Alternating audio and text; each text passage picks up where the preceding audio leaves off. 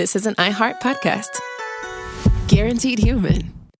With no fees or minimums on checking accounts, it's no wonder the Capital One bank guy is so passionate about banking with Capital One. If he were here, he wouldn't just tell you about no fees or minimums. He'd also talk about how most Capital One cafes are open 7 days a week to assist with your banking needs. Yep, even on weekends. It's pretty much all he talks about, in a good way. What's in your wallet? Terms apply. See CapitalOne.com/bank. Capital One, N.A., member FDIC. Hi, Kyle. Could you draw up a quick document with the basic business plan, just one page, as a Google Doc, and send me the link? Thanks. Hey, just finished drawing up that quick one-page business plan for you. Here's the link. But there was no link. There was no business plan. I hadn't programmed Kyle to be able to do that yet. I'm Evan Ratliff, here with a story of entrepreneurship in the AI age. Listen as I attempt to build a real startup run by fake people. Check out the second season of my podcast, Shell Game, on the iHeartRadio app or wherever you get your podcasts. Welcome to Stuff You Should Know from HowStuffWorks.com.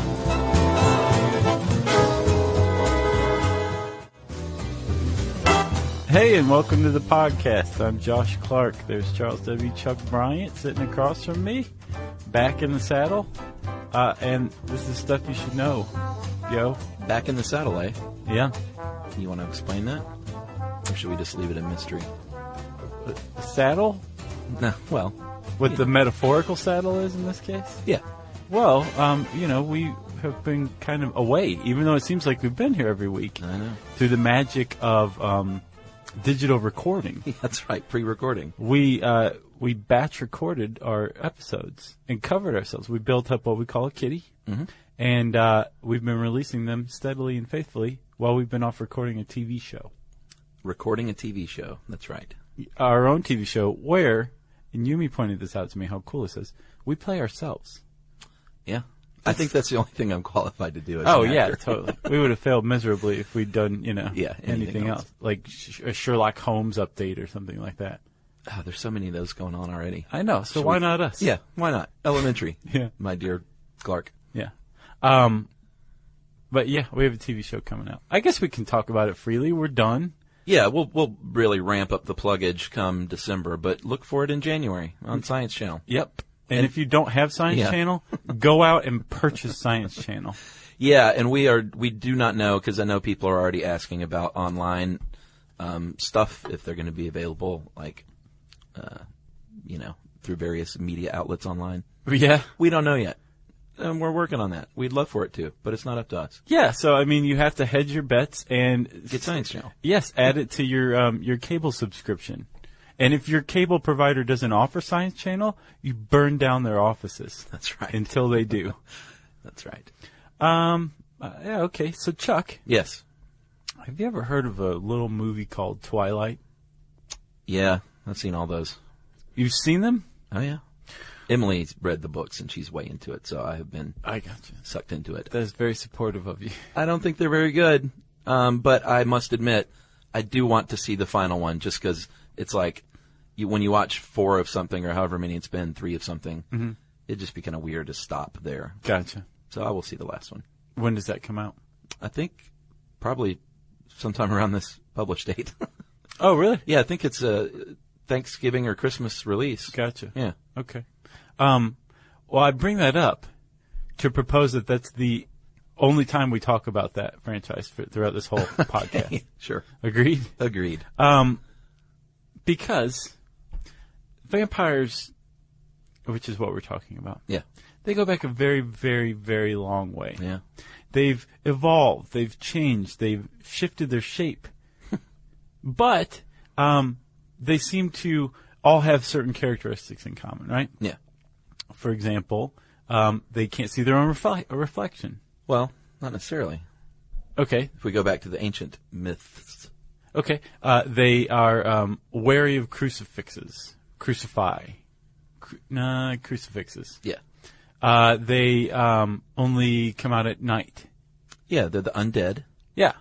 Suck blood from a victim's neck. They have to be invited into your home. Yeah, garlic as well, holy water. Yeah. Superhuman strength, all tenets of the modern vampire lore. Yes, and modern is a good way to put it, because all of this is a fairly recent image of the vampire, thanks to Bram Stoker, and then shortly after that, Bela Lugosi. Yeah. We now have this conception of the vampire. But like I said, it goes back way, way further than the 19th century or even the 18th century. Whoa. Yeah, it goes back as much as 4,000 years as far as we know, and probably further back, right? Yeah, and I will say one thing, not to bring up the T word again, but Bram Stoker and other authors and filmmakers, the cool thing I like about the vampire in pop culture is you can pull from all these different things to create your own creature of the night. Yes. Like some of them, in like True Blood, for instance. They can retract their fangs. They're super sexy. Lilith is in that.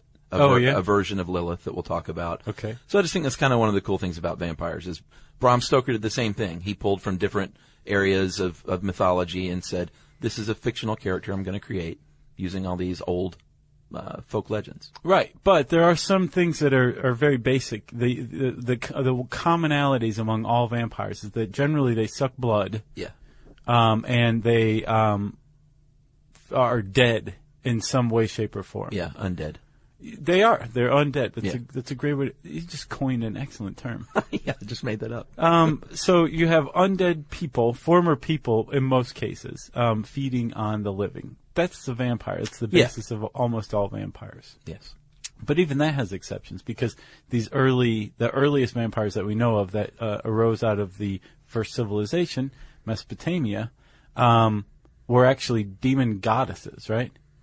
Yeah, Lamastu was a demon goddess, and she was the daughter of Anu, the sky god. Yeah. And she would creep in and kill your babies. Yes, she was not a happy, nice person. She had talons, wings. Yeah.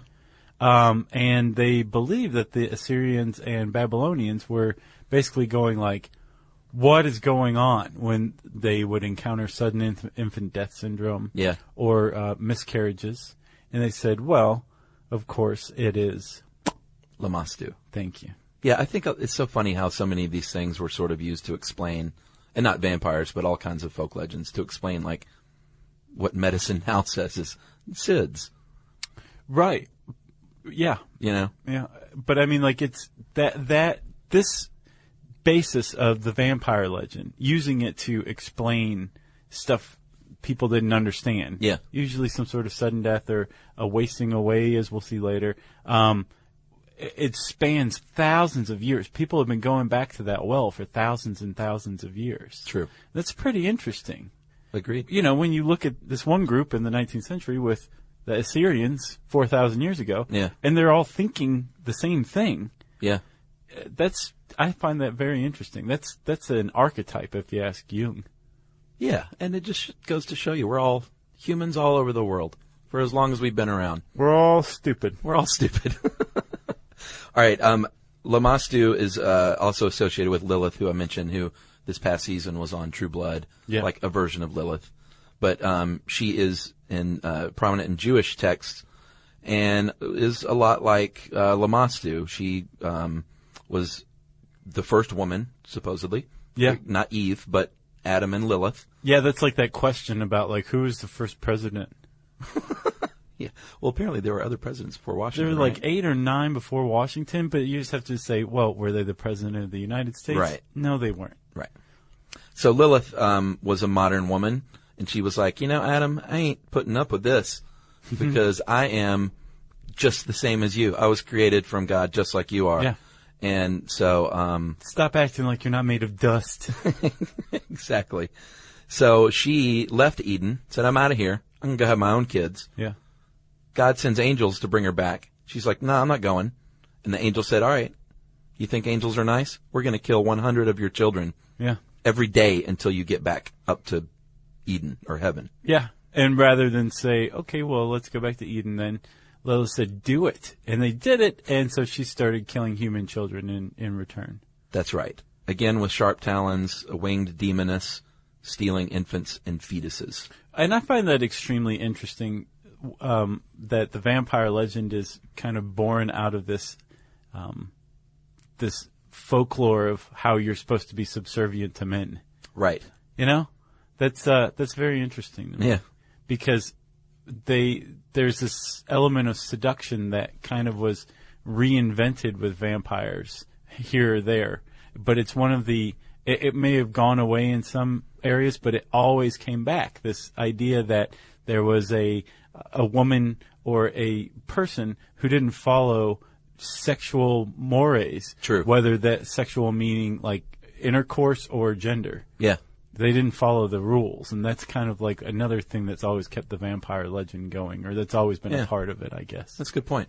Because Lilith does set up the notion of the seductress, we see over and over in further legends. Right. And then so Lilith is associated with ancient Jewish texts. Lamashtu is from Mesopotamia. Yeah. And they aren't certain if Lilith was a variation of Lamashtu or if they both evolved from a third character. Right. But those are the two most ancient ideas of vampires that we have. Shortly after that, we can head on over to Greece. Yeah. And they feared a lot of vampire-like creatures. Yeah, Lamia was another demoness, head and torso of a woman, lower body of a snake. Yeah. And evidently this was one of Zeus's mortal lovers. Yeah. Zeus's wife did not take kindly to this. Hera, and she was like, no, I'm going to make you go insane, lady, and eat all your children. Yeah. You're so crazy you're going to eat your kids. And then come to afterward. That's right. And when she did, she went so berserk, not in the Viking way. Not berserker. No, just straight up berserk. Yeah. That she became a monster. Again, killing children. Yeah, because she was jealous of other women who had children. Who else? They also had the Empusae, Yes. the daughters of Hecate, who was the goddess of witchcraft. Yep, and they were shapeshifters for the first time, right? Right. So, like, you have all these different cultures contributing to the vampire that we understand today, here or there. And it wasn't just the Greeks, it wasn't just the Mesopotamians. You also had India getting into the mix. With the Rakshasa. Right.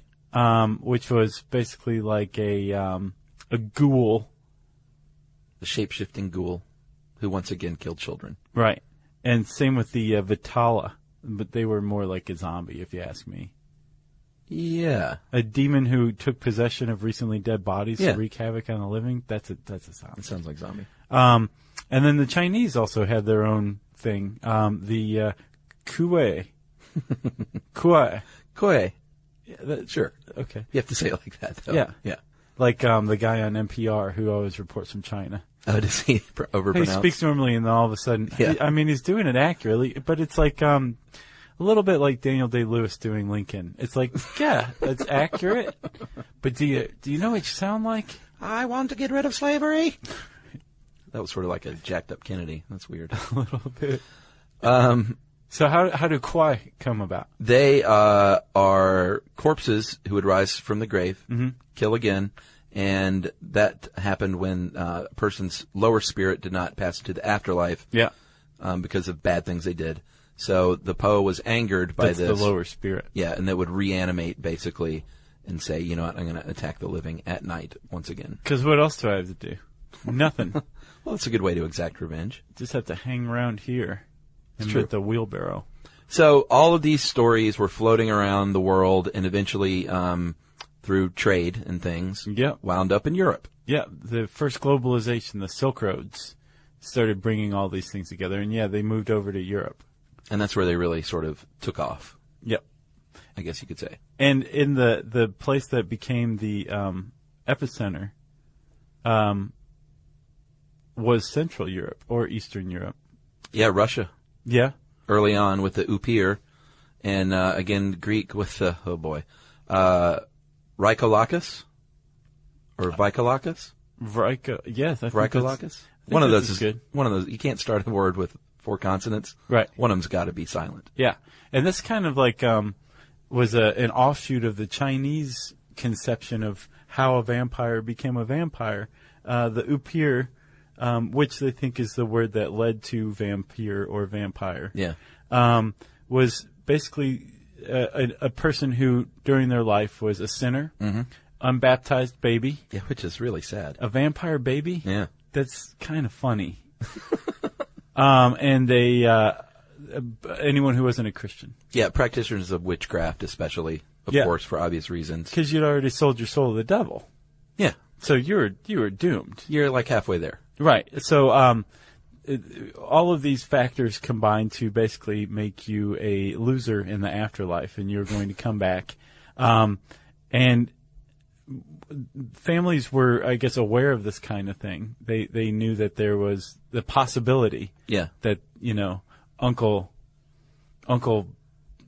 Vigo, who had a big gambling problem, which the village looked down upon. Right, yeah. When he was alive. When he died, well, he was probably going to become an oupir. And so if all of a sudden Uncle Vigo's nephews start dying in a weird way, say of maybe a dread disease, the family would probably go dig up Uncle Vigo and do crazy stuff to his body. Yeah, and one thing to point out here, this is, I think, the first time with the oupir that we get the notion that they would go back to the grave to rest. Oh, yeah, it's a big one. On a regular basis, and that sets things up moving forward, kind of. Right. So, like you said, they would sometimes dig these bodies up, sometimes burn them, drive a stake through the heart. Yeah. They would really take care of this corpse. They would bury them face down sometimes. Yeah. So, if they tried to crawl out, they would be headed in the wrong direction. That's pretty awesome. Gotcha. Yeah. Or stupid vampire. put stakes facing down. So if they tried to crawl up, they would stake themselves. Yep. And this was the about 1,000 years ago in Central Europe. This stuff, or Central or Eastern Europe, this stuff started to these beliefs started to come about. Yeah. That you could solve your vampire troubles by butchering the corpse of the suspected vampire. Yeah. And it started then, and it carried on anytime there was a vampire panic, which, interestingly, almost always attended an outbreak of some sort of disease. Yeah, I could see that. Because once again, they're just trying to explain away Exactly. medical conditions. Right. People would dig up corpses and do crazy things to them. Like in Venice, they found a 16th century corpse that had a brick in its mouth. Oh, really? And that was no accident. No, it didn't fall in there. And then in the 1850s, there's this really cool article, Chuck, called "The Great New England Vampire Panic." Oh yeah, it was on the Smithsonian website recently. It is awesome.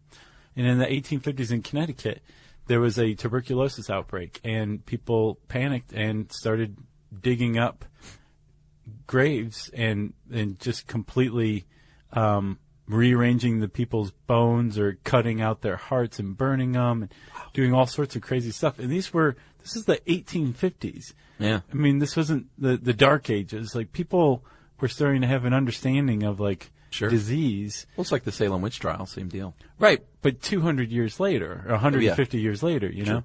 So, there was this big panic still as recently as the 1850s in the U.S. among, folk who dug up their family members and burned their hearts.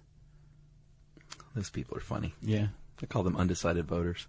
But those are the people that I'm talking about, though. They're doing the same thing or thinking the same things that the Assyrians did 4,000 years before. I just think that's so interesting. It is. And backward. Yeah. So in Wallachia, Moldavia, in Transylvania, which is now Romania, they had something called strigoi.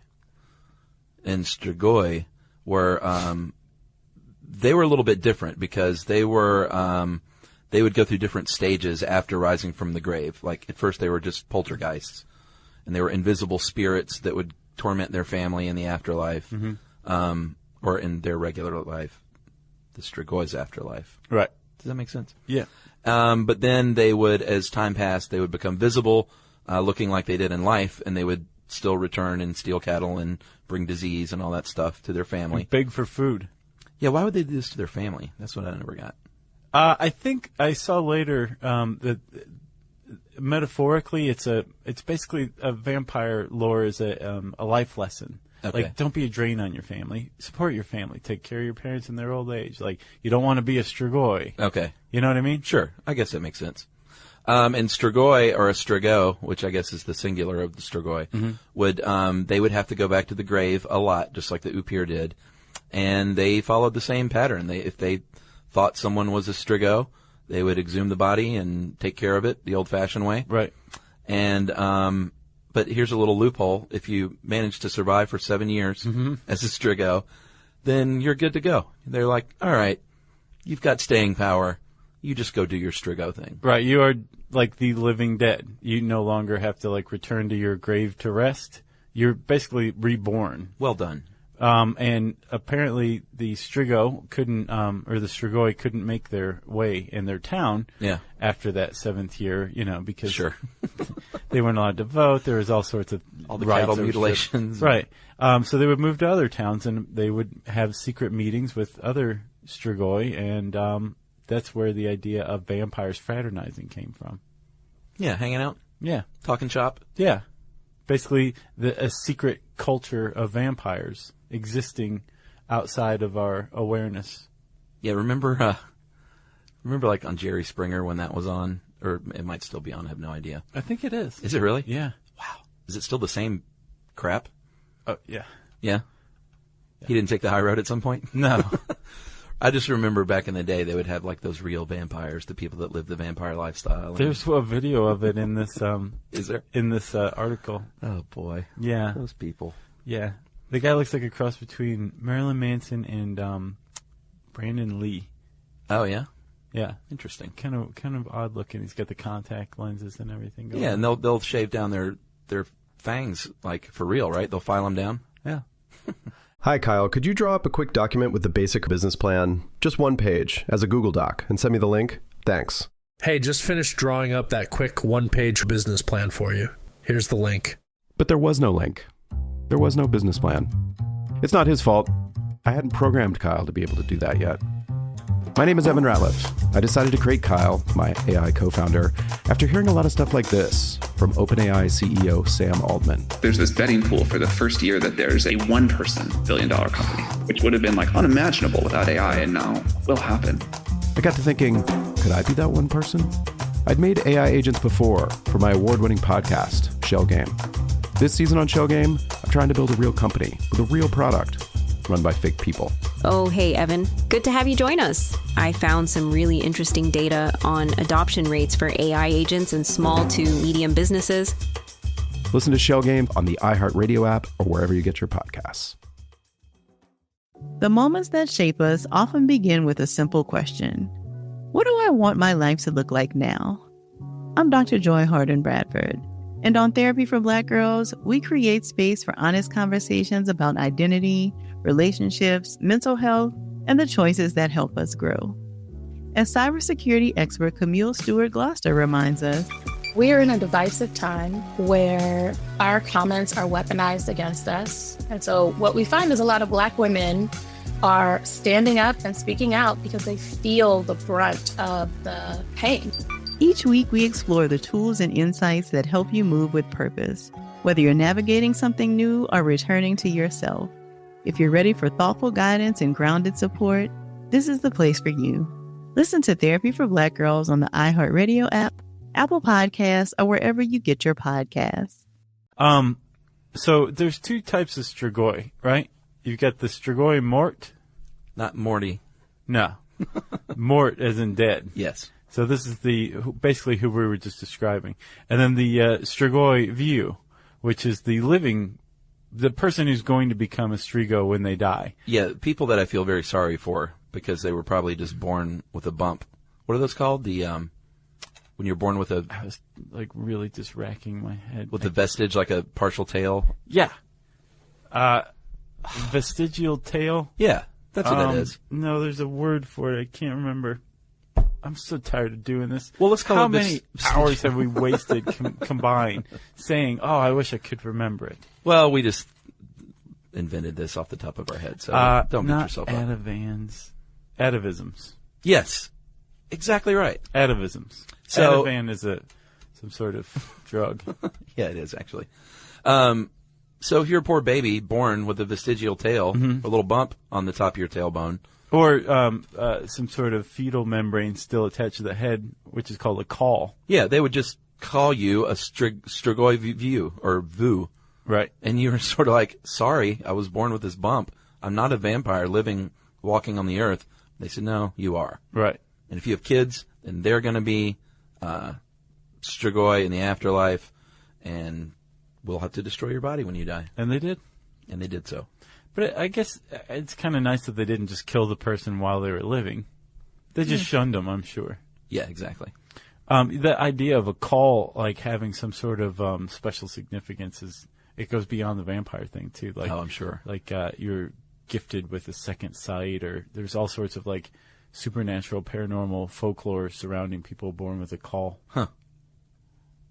Once again, people have proven to be stupid over the years.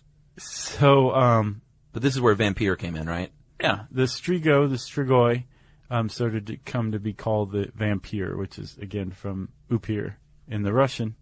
And all of a sudden, the stage is set for the vampire legend to really take hold as it's taking shape. Yeah, and like this is where pop culture came into play. Hysteria had set in, and so painters and artists and authors had this material that's pretty rich for the time. Right. All this hysteria's going on, so let's write a scary book about it. Yeah. And that's what Bram Stoker did. Yeah, and he was, are you going with Bram? I go with Bram. You go Bram? Yeah. Have you ever read it? No, I saw the movie, though. I heard the movie was a pretty faithful adaptation. With the Coppola one? Yeah. Yeah, it was pretty good. Yeah. The book is great, though. I took a literature of horror class at Georgia. Oh, neat. And it was one of the cooler classes I took. I'm sure. We did Dracula and Frankenstein and, like, The House of Usher and then a bunch of short stories. Yeah. Very cool. So, Bram Stoker, also Abraham Stoker. Yeah. Which I didn't know until I read this. Did you know that was his first name? Yeah. Yeah, just because of the class. He was a theater manager and a novelist and also a really great researcher. Yeah. Because, all this stuff from this vampire... Hysteria. Yeah, panic. From all this took place like hundreds of years before him. So, and I guess I don't know what inspired him exactly or where he saw it or where this all took place, but he didn't just go, oh, that's a pretty good idea and wrote his book. Like, he went and did some serious research. Yeah, supposedly he was inspired by... he was a personal assistant to this actor who ran the theater that he worked at. Okay. And supposedly Henry Irving was the guy's name, was the inspiration to write the book. And I don't know if that meant he was some jerk. And he was like, I'm just going to personify you as a bloodsucker. Right. Or what. Or maybe he just inspired him creatively. Who knows? Right. But I bet someone knows more about this than I do. Oh, I'm sure. So write in and tell me. So Bram Stoker goes and he starts to do some research and pokes around and he finds a great place to set this vampire tale is in Transylvania, which is the heart of the Strigoi vampire. This is where everything that we just talked about came together. Wallachia, Transylvania, Romania is what we call it today. Yeah. And he thought, well, this is just perfect. I'm going to set it there. And let's see if I can find somebody of that area who I can base this vampire character on. And he came up with a guy named Vladislav Bazarab. Yeah, that's a creepy name, period. Yeah. But it would be even creepier. He was a prince, ruled Wallachia in the mid-1400s. Mm-hmm. Creepier is that his father was Vlad Dracul, Vlad the Dragon, or the Devil. Mm-hmm. And Vlad Jr. was referred to as Vlad Dracula, which is son of Dracul, or Vlad Tepes, or Vlad the Impaler, because even though it's not verified, supposedly he was a very fierce warrior. He would impale his victims. No, okay. I really feel like we should do the real Count Dracula episode sometime. Yeah. I wrote this awesome article on it, and it's verified. What is it? Was there a real Count Dracula? Oh, yeah. It's about Vlad Tepes, the Vlad the Impaler. Yeah, because he just borrowed the name in the title, right? He wasn't really based on this guy. Who, Count Dracula? Bram Stoker's version, right? Vlad Tepes was probably far, far worse than anything Bram Stoker wrote about Count Dracula. Way worse. Oh, yeah? Yeah. It is verified. Like, yes, he had all sorts of guys who were against him and who published extensively all these books and pamphlets and all this stuff to smear his name. Uh-huh. But they got a lot of stuff right. Yeah. Like, he was into some horrible stuff. He killed a lot of people. He had a lot of people killed. His armies killed a lot of people. He was probably like most rulers of the day. He was worse. He was most likely worse than anybody else. So he borrows this name and this title and social standing as an aristocrat. Aristocrat? Mm-hmm. Great movie. Aristocrat. Yeah, there's a naked woman in that one. In the Aristocats? Yeah. The Disney cartoon? Yeah, that's the one with the... Is that the one with the... No, I'm thinking of the Rescuers. Oh, I remember that. There's a naked woman in the Rescuers? Yeah. When they're flying through the city, if you watch it frame by frame, they pass by a window, and there is a photograph of, like, a woman standing in the window naked. And, like, you have to watch it, like, in frame by frame. It's the only possible way to see it. But it's in there. Oh, those animators. Yeah. They were dirty. There's also the Little Mermaid thing, the phalluses? Yeah, hidden, not so hidden phallus. Yeah, I'll bet that guy was like, no one's ever going to see this. And then he lost his job forever. So Stoker borrows this, the name, like I said, the social standing, says this would be a great setting. Let's throw it in Transylvania.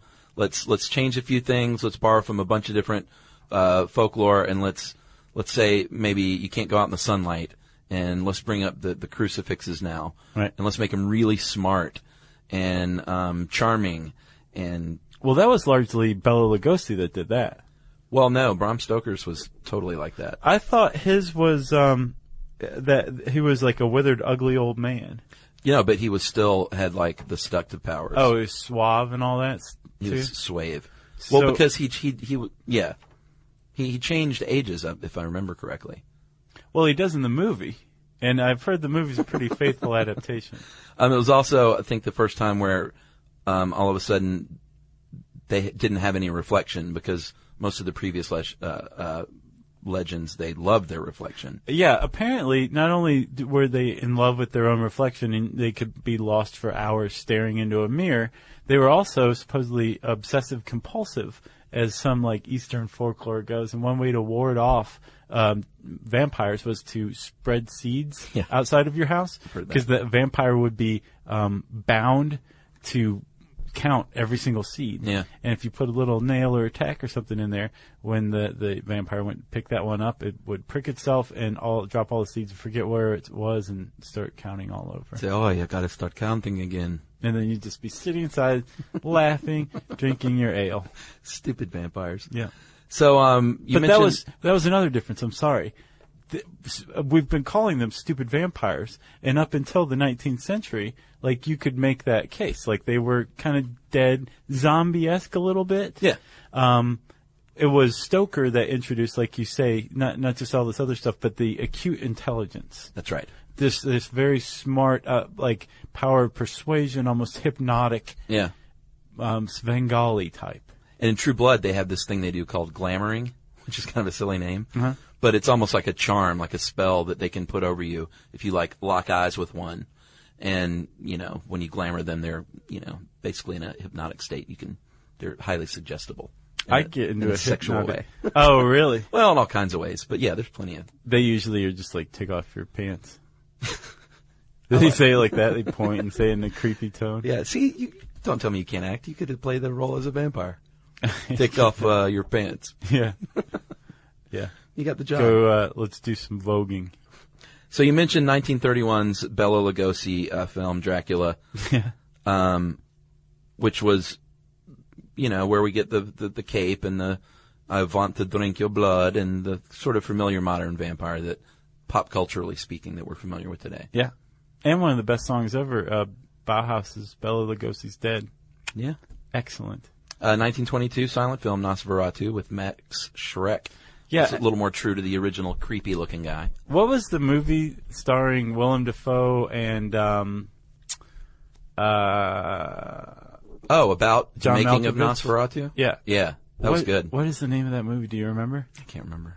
Dude, that is such a good movie. Yeah. I want to see that movie again. I do too, actually. It's a great one. The ending is just awesome. Yeah. What is it? Shadow of the Vampire. Thank you, Jerry. For that live correction. Anne Rice then came along and... nothing happened in between plenty Bela Lugosi and Anne Rice. But Anne Rice definitely brought things more into the forefront as far as this range of emotions and these really complex characters. Yeah. I didn't think the books were very good, but it's just not my bag. Oh, yeah? No, I read the first one, and it's just not my thing. Okay. Yeah. I mean, I'm not saying it was not good. It's just not my thing. I'm with you. Buffy the Vampire Slayer, of course, classic. Not so great movie, great TV series. Are you out of your mind? You didn't like the movie?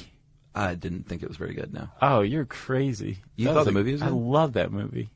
Well, that's good. Yeah, that was a good movie. Yeah, I thought it really became itself when the cast changed and the... I love that movie. Yeah, well, that's great. Have you seen that South Park where like all the kids start becoming like vampires? All the good kids, it's like very trendy and hip to be like a vampire and to give yourself a new name and everything. And they drink Clamato. Oh, I love Clamato. Yeah. You're in the minority, buddy. That's the secret to my famous Bloody Mary. I know, you've told me. Yeah. It's a good South Park, Chuck. I'll check it out. Where are we now? Should we talk about psychic vampires a little bit?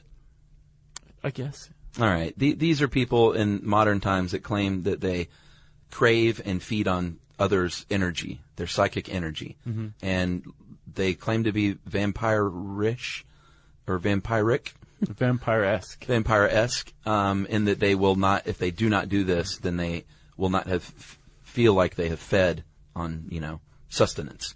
Like that is their sustenance, is other people's psychic energy. Gotcha. And it also goes back, it's, modern people claim this, but it goes back, thousands of years, this phenomenon does. It's nothing new. Well, I actually think that it may have given rise to vampire lore as we understand it now. Yeah. And it's also a metaphor if someone, someone can call someone a psychic vampire if they're just a drain as a person. Yeah. Those people. Oh, I do. I do. Energy vampires. That's right. Not to be confused with the other kind of energy vampire, which is like your coffee maker. Yeah, these things that are left on all night. So there's we kind of touched on it earlier, the idea of why, where we would have gotten vampire legends. People use it to explain a phenomenon that we didn't understand before there was such a thing as like germ theory, right? Right. So you have like Lamastu being blamed for SIDS and miscarriages, that kind of thing, right? Yeah. And then you have a couple other diseases that we've come to understand that they're like, you know what? We've never really definitively linked this to vampire lore, but I'll bet you this gave rise to it. It probably didn't help. So case. like what? Porphyra? Is that how you pronounce that? Porphyria? Porphyria? All right. We'll go with that. Have you ever seen The Others? Nicole Kidman? Oh, is that what those kids had? Yeah. Okay. All right. That makes sense. It's a rare disease. Irregularities in the production of heme, which is in hemoglobin. Heme. Yeah. I like heme. That thing got a heme? That's an engine, yeah. And basically what you're going to be sensitive to sunlight. You're going to have bad stomach pains. Mm-hmm. You may be delirious. Back in the day, one prescription may have been to drink blood. So I would say that's probably a dead giveaway right there. And have you seen pictures? Yeah. Of people stricken with this? Creepy looking. Yeah. Their teeth can be like red or black, and their gums can be red and black. And, which is, I think, probably another reason why they linked that to that. And it's hereditary, so there were places where there was more of this happening than other places. Right. Which would also lend itself to the whole vampire thing. And feeding on your family. Yes. Same with tuberculosis. Like when people were kind of spread out, except your family, and there were 19 of you, and you all lived in one house, if one of you had TB, probably the rest of you were going to catch TB, and a lot of you were going to die from it. Yeah. And whoever was the first one to die of this was probably the original vampire who was feeding on the other, and you were probably the one who's going to be dug up and have your heart cut out and burned. Yeah, but at that point, who cares? And then there's another disease called catalepsy, which is associated with epilepsy. Yeah, this one is freaky. Did you ever see that Twilight Zone where, I can't remember what actor it was. It may have been the professor from Gilligan's Island. Oh, yeah? Where he's in a car wreck and he's paralyzed. And the whole thing is just him talking to himself in his head, like he's begging these people, to not bury him. Wow. Because he's not dead. And, it's a great episode. So is he cataleptic? No, he was kind of, like you said, locked in. It was Twilight Zone. Catalepsy is it's a specific neurological disorder, like I said, associated with epilepsy, where your muscles just freeze up. And an episode like this can last for days. Yeah. And your heart rate slows and your respiration slows and you're alive. And God knows what your brain's doing, but you're alive during this time. Yeah. But, prior to, say, embalming, you may have just been taken for dead and put in the ground, and you had to dig your way out and go back home. Yeah, and it's also associated with schizophrenia. So you're sitting around the dinner table, and Uncle what? Vigo. Uncle Vigo. Remember, liked to gamble. He comes in 3 days after you buried him, brushing dirt off his overalls, having a schizophrenic episode, and you're going to put a stake through his heart. Yeah. Yeah. If you're smart. Which is just not fair, because after an experience like that, it's like, why would you wait? Why not let fate kill this man before he goes through this horrific cataleptic experience, and then it all end with a stake through the heart? Just let him get hit by a truck with a Hemi or something ahead of time. And then I'm not so sure about this suggestion, but it might carry a little weight that what happens after a regular human body dies. Yeah. Might have fed into this a little bit. I would say so. Fingernails and hair continue growing. So this is like if they dig you back up, they're like, look, the fingernails are long, the hair's grown, they're bloated because you're full of, gases expanding. So let's cut them open, and all this fluid drains out, and say, see, they've been growing their hair and fingernails and feeding on others' bodily fluids. They're alive. Or undead. Right. But, I could see that. Like they're going back and resting, and like they obviously have gorged themselves. Look at their stomach; it's all distended. Yeah. So I think it was probably like the nail in the coffin on their beliefs. Like this is all absolutely correct. Yeah, I could see that now. I guess. And then the notion of the vampire bat came along later on, where the vampire could shapeshift into bats and sometimes wolves. Right. Although in Twilight, wolves and vampires are on opposite sides. Yeah. I said I would mention it again. Yeah, I know. And there I went. But the whole thing of the vampire bat was just like a creepy, real vampire bats are docile creatures, and they might drink like the blood of a cow, but they're not attacking people. No. That was all for they're as harmless as vampire literature. babies. Yeah. What are some of your favorite movies, Josh? Vampire movies? No, just comedies. I like DC Cab. Yeah. Dr. Detroit. I would say probably the best of all time, in my opinion, is Lost Boys. It definitely has a kitsch value now. That is a great movie. It doesn't hold up super well, though. Have you seen it Really? lately? No, I haven't seen it in a while. In the ways that other 80s movies don't. Really? Because that was like a cool movie. Yeah. Echo and the Bunnymen cover the doors in it. Come on. Thou shalt not kill. Yeah, that's a weird one. It's a strange song. Near Dark, did you ever see that one?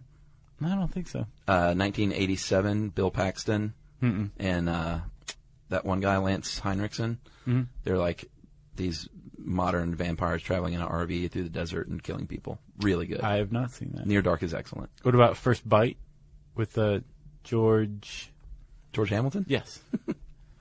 First Bite? Was that what it was? Yeah, he's like a disco Dracula. Yeah, I remember that. Vampire's Kiss was funny. Nick Cage. I never saw that one. That was good. I thought the original Fright Night, granted it was the 80s again, but for me, it was pretty good back in the day. I haven't seen that. Kronos, have you seen that? Nope. Guillermo del Toro?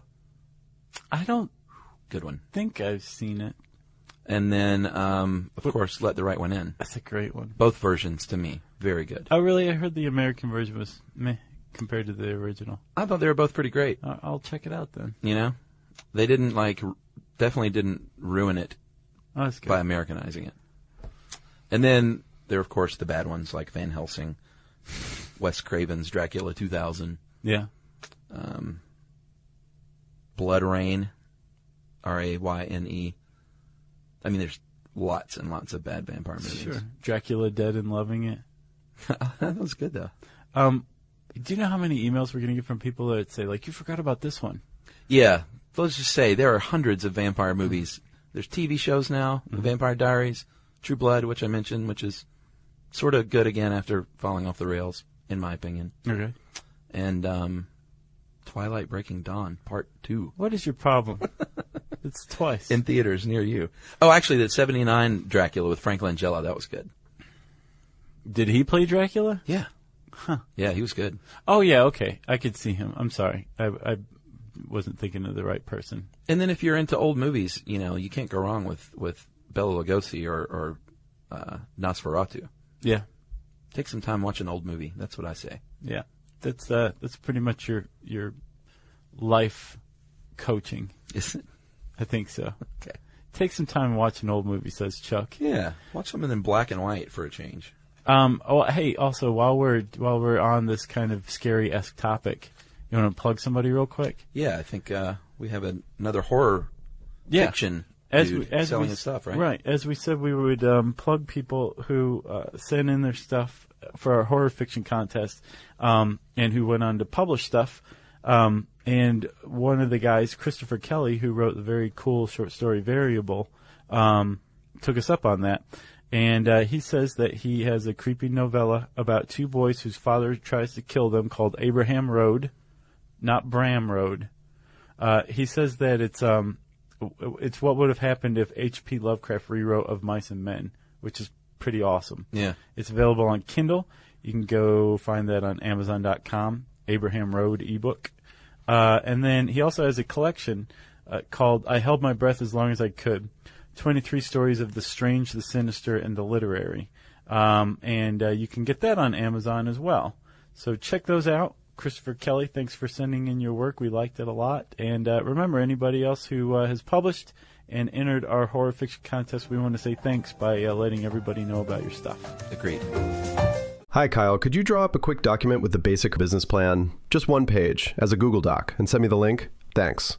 Hey, just finished drawing up that quick one-page business plan for you. Here's the link. But there was no link. There was no business plan. It's not his fault. I hadn't programmed Kyle to be able to do that yet. My name is Evan Ratliff. I decided to create Kyle, my AI co-founder, after hearing a lot of stuff like this from OpenAI CEO Sam Altman. There's this betting pool for the first year that there's a one-person billion-dollar company, which would have been like unimaginable without AI, and now will happen. I got to thinking, could I be that one person? I'd made AI agents before for my award-winning podcast, Shell Game. This season on Shell Game, I'm trying to build a real company with a real product run by fake people. Oh, hey, Evan. Good to have you join us. I found some really interesting data on adoption rates for AI agents in small to medium businesses. Listen to Shell Game on the iHeartRadio app or wherever you get your podcasts. The moments that shape us often begin with a simple question. What do I want my life to look like now? I'm Dr. Joy Harden Bradford, and on Therapy for Black Girls, we create space for honest conversations about identity, relationships, mental health, and the choices that help us grow. As cybersecurity expert Camille Stewart-Gloucester reminds us, we are in a divisive time where our comments are weaponized against us. And so what we find is a lot of Black women are standing up and speaking out because they feel the brunt of the pain. Each week we explore the tools and insights that help you move with purpose, whether you're navigating something new or returning to yourself. If you're ready for thoughtful guidance and grounded support, this is the place for you. Listen to Therapy for Black Girls on the iHeartRadio app, Apple Podcasts, or wherever you get your podcasts. If you want to know more about vampires, man, it's been a while, hasn't it? Yes. You can type that word into the search bar at howstuffworks.com. It will bring up a bunch of cool stuff, including who is the real Count Dracula, this vampire article written by Tracy Wilson, which is a great one. Oh, Tracy wrote that? Yeah. Couldn't you tell? It was pretty thorough. Yeah. And then also another one I liked a lot was a Hungarian countess, the world's most prolific serial killer. She's like the female Dracula, Elizabeth Bathory. Yeah, yeah. Awesome stuff. Type that in the search bar, and it will bring all this great stuff up. And since I said search bar, it's time for listener mail. All right, Josh, we're going to call this trivia plug. We went to New York for Comic-Con, and we had one of our trivia nights there. And one of the things that we were required to do is, and want to do, is read the names of the trivia winners. And so I got emails from them and the runner-up team, because they were cool, and I'm going to read them all. This is from the winner, Kyle Janish, or Janish. I'm not sure how you pronounce that. Thanks, guys, for hosting the event. As an avid SYSK listener, our team, Steve Holt, had a great time. Their team name was Steve Holt. Yeah, I remember. We were made up of mainly former Midwesterners, which gave us a good advantage in the Great Lakes question. We had 3 girls in fashion, Caitlin Grummel, Monica Lang, and Amy Geidel. We also had 3 teachers, Dan Farrell, Michael Rakowski, and myself, Kyle Janish, and my twin, who does social work, Mike Janish. Yeah. And my friend who seems to always be working for a pyramid scheme, Micah Sterling. So those were the winners there. And he says the fashion expertise did not come in handy this time, but we were prepared for anything except for the Kevin Smith movies category, which I wasn't a fan of. It was rough. They were far behind coming in the last question, but wagered it all and won. It's crazy. That's how it goes at one of our trivia events. Yeah, so Kyle and his brother Mike, remember meeting them? They were buddies with Joe Randazzo. Yeah. And he says, thanks for hosting and thanks for the sweet T-shirts. Yeah. And then the runner-ups. Runners-ups. Sorry, the Ghost of William Sapphire just ran through me. Thanks for hosting the super fun trivia night at the Cutting Room. And boy, by the way, thank you, Cutting Room. Yeah. That place is amazing and very generous in hosting us. And it is back up and running after redoing the inside. Mm-hmm. And it is really nice. So give them some love if you live in New York. I'm a longtime listener, 4 years of pure love, and I recently got my boyfriend David hooked as well. And it has been a nerdy bonding experience for us. Anyway, we decided to come up from Virginia. We came up from Virginia for this. That's a long drive. We met some awesome people in line and formed Team Phil. Our lovely teammates were Paul Nagowski, Leah Tallman, Jen Nelson, Charlie Tran, David Burry, and 2 others who skipped out early. And myself, who is Natalie David. And Natalie is the one who brought us the Mike's On, Pants Off T-shirts. Oh, yeah. Thank you for those. Not only was that super nice, but they sat in the table next to us, and I was able to talk a lot of smack with them. And so I said I would read about them on the show. That's just how it goes at one of our trivia events. We bring people together. Chuck talks smack directly to you. Yeah. It's a lot of fun. So Natalie David says thanks a lot and cheers, and I hope you enjoy the shirts and all that good stuff. Yeah. We met the Convo Kings, who we've been in touch with. That's right. They have a podcast of their own called appropriately the Convo Kings. Very nice guys. That's worth checking out too. Yeah. So it was great fun meeting everyone, and it's always fun. I enjoy rubbing elbows like that. Nice people. Yeah. What else? I got nothing else. All right. If you have had a good experience because of stuff you should know, whether it's at one of our trivia events, standing in line for one of our trivia events, or nothing at all, you can tweet to us, right, at SYSK Podcast. You can join us on Facebook.com/StuffYouShouldKnow. You can send us a good old-fashioned email to stuffpodcast@discovery.com.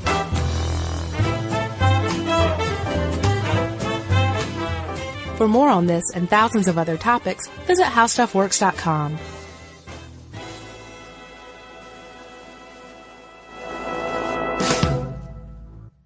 Hi, Kyle. Could you draw up a quick document with the basic business plan, just 1 page, as a Google Doc, and send me the link? Thanks.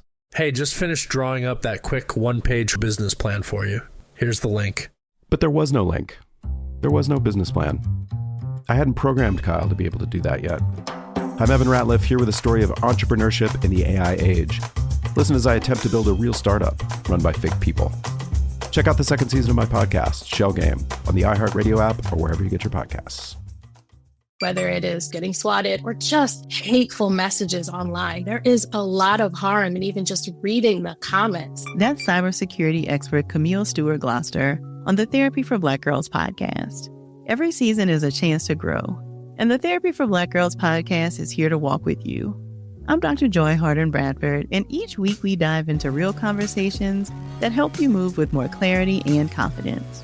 This episode, we're breaking down what really happens to your information online and how to protect yourself with intention. Listen to Therapy for Black Girls on the iHeartRadio app, Apple Podcasts, or wherever you get your podcasts. This is an iHeart podcast. Guaranteed human.